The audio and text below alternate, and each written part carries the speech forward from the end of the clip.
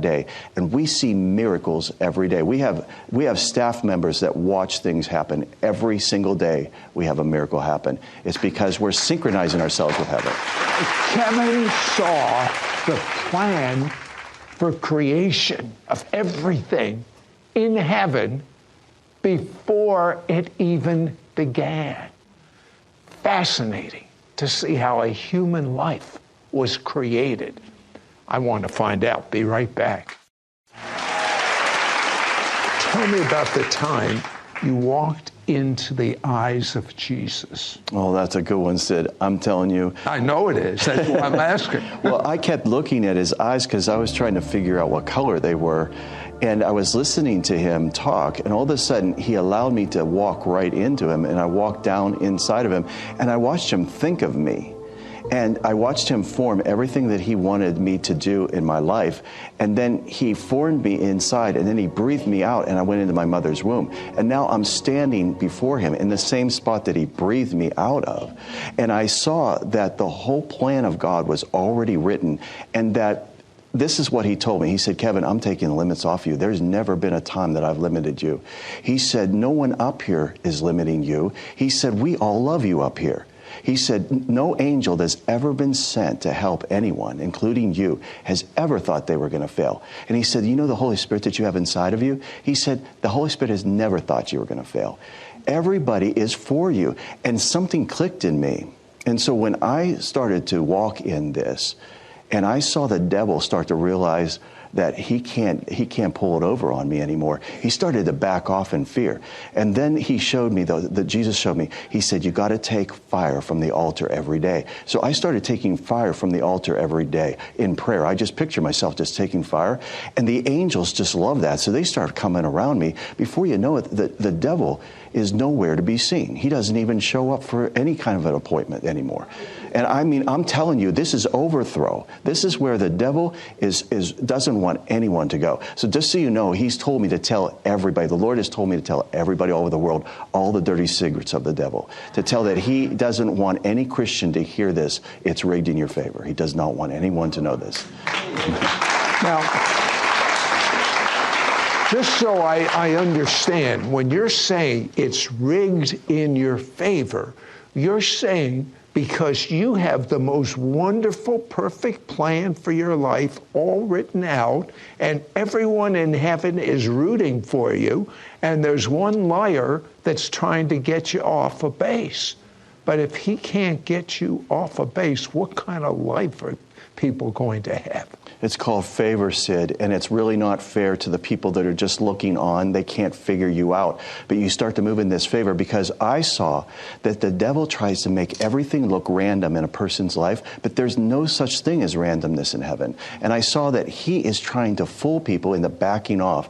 And I think that the most important thing to hear here is Jesus told me that people, Christians, they back off from the devil because they're afraid he's going to come at them.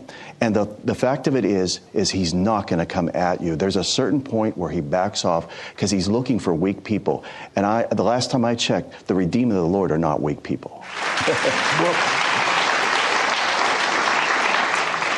Did you actually see your book of life in heaven? And what does it look like? And what's in there?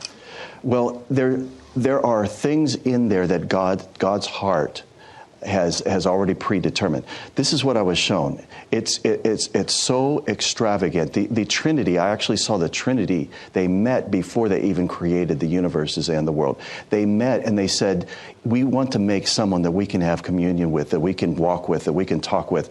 And they decided to make man, but they decided to make him in their image, which meant that they had to give them a free will, which was really a risk, because then they could actually change their mind and not walk with God. So that was the biggest risk. So Jesus volunteered to be slain from the foundation of the world, according to the book of Revelation, because they already knew that was the risk and that what would happen. So they met and determined this. Then they made the world. They made the garden for us. And the whole thing was predetermined that the Spirit of God would be there to always help man. And I saw the future.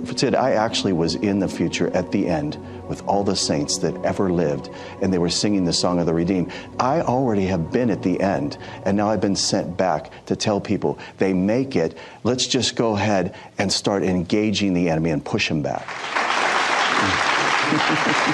How the angels assist us fulfill what is written about us that is good, that is what we're created to do in that book of life? How do they help us? Well, they actually, when they're assigned to you, they get to read your books. And they actually get briefings, and they decide how they're going to bring to pass what is written there. So if you are operating in the Spirit, then they already have a job that's a lot easier. So when they come down, if they start to hear you praying in the Spirit and then prophesying to where it's the word of the Lord, you can be repeating your book verbally because you pray in tongues a lot. And when you pray in tongues a lot, overthrow happens inside of you and you start to prophesy. And then sometimes it'll come out in your known language. The angels hearken unto the voice of the Lord, and they do his bidding. If they hear you saying what's written already that they've already read, then they're going to right away be engaging you. I've seen angels grab me. They have actually literally grabbed me and escorted me into my next phase. They are here. They're flames of fire, and they don't take no for an answer. They are so diligent, and they are so for us. They are wanting to bring into pass the next transformation that has to happen in our lives. I have noticed you and your wife pray in tongues as much as anyone I've ever met. Is that still so important? I mean, you've been to heaven, you have all this revelation. Why do you spend so much time praying in tongues? Because Jesus told me, he said the number one way to participate in the supernatural is to pray in the Spirit, to pray in tongues.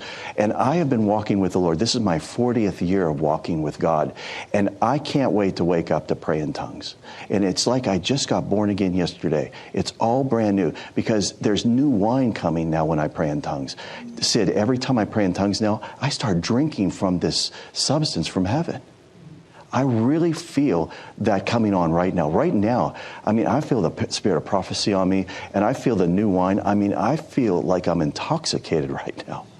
I feel like I've got the best that's been saved for last, that Jesus has been saving this bottle of wine from the other realm, heavenly wine, for this time and this season. And people need to discern now. Just get over themselves and engage God, because there's mighty warring angels that are ready to just engage this next phase. Okay. I heard Kevin say he had a spirit of prophecy on him. Mm-hmm. When we come back, I want him to open his mouth and speak it. Be right back. When Kevin Zadai died on the operating table,